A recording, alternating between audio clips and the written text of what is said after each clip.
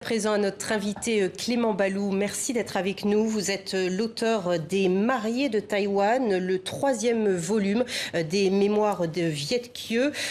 Avant d'aborder le contenu de ce livre, pourquoi cet attachement sans cesse renouvelé au Vietnam et au destin finalement d'une population qui a souvent eu la vie brisée?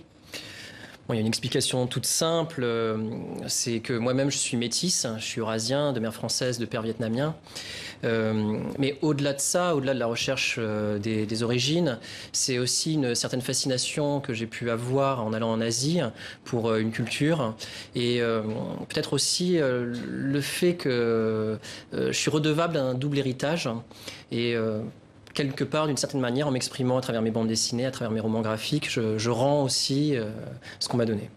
Alors dans ce 3e tome, vous vous intéressez à celles que l'on nomme donc les Mariées de Taïwan, donc ces jeunes vietnamiennes qui à partir des années 90, on va dire, ont été soumises à des mamasans, des personnes qui voulaient les marier à des hommes riches de Taïwan, et c'est ce que vous racontez.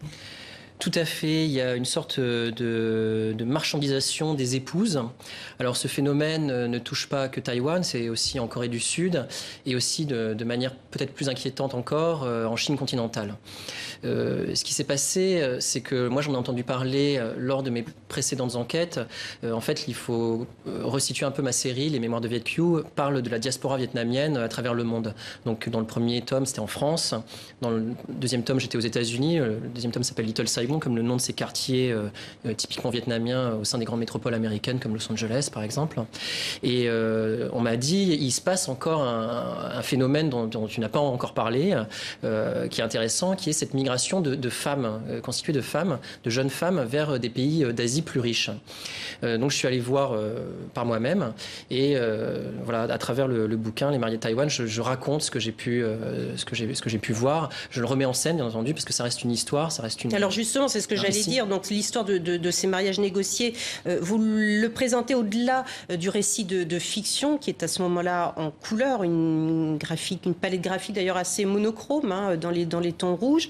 Et vous intercalez aussi des témoignages. Je crois que vous avez rencontré une vingtaine de jeunes femmes vietnamiennes qui étaient justement passées par ces agences matrimoniales.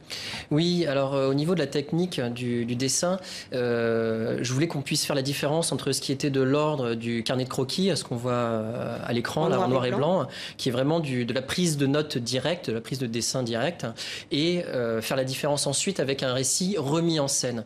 Quand on fait une bande dessinée, c'est dur de faire croire que c'est la réalité pure et dure. Ce sont du dessin, c'est réinterprété.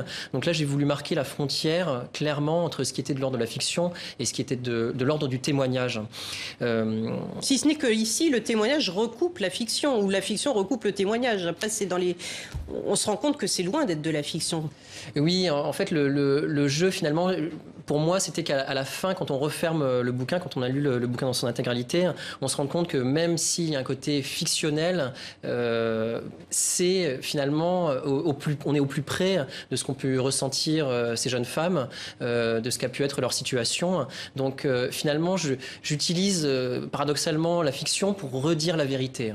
Alors, on voit aussi des visages assez monstrueux. Il y a des dessins qui relèvent presque du fantastique. Pourquoi ce choix? Oui, alors j'avais envie aussi de dire plus loin, grâce aux artifices du dessin, quelles étaient les personnalités de mes différents personnages en leur mettant des masques. Finalement, ces masques, je suis allé les chercher dans l'espèce de panthéon qu'on a dans les temples en Asie, notamment à Taïwan ou au Vietnam, où on va voir des tigres, des dragons, des crapauds, le fameux crapaud à 3 pattes avec une pièce dans la bouche. Voilà, donc je me suis un peu servi de tout cet imaginaire folklorique, populaire. Puis j'ai mis des masques comme ça à mes personnages. Après, il y a un personnage du crapaud, c'est aussi le crapaud qu'on embrasse et qui est censé se transformer en... Et qui ne se transforme absolument pas en prince charmant quand on va jusqu'au bout du livre, justement. Merci beaucoup d'être venu avec nous. Je signale également un ouvrage qui vient de sortir, il y a quelques jours. Il est à peine sorti des presses. Là, Un automne à Hanoï, c'est signé par Clément Balou. Merci beaucoup. Oui, c'est beaucoup plus léger. C'est un carnet de voyage. Une ouverture sur le monde et sur le Vietnam. Voilà. Merci beaucoup.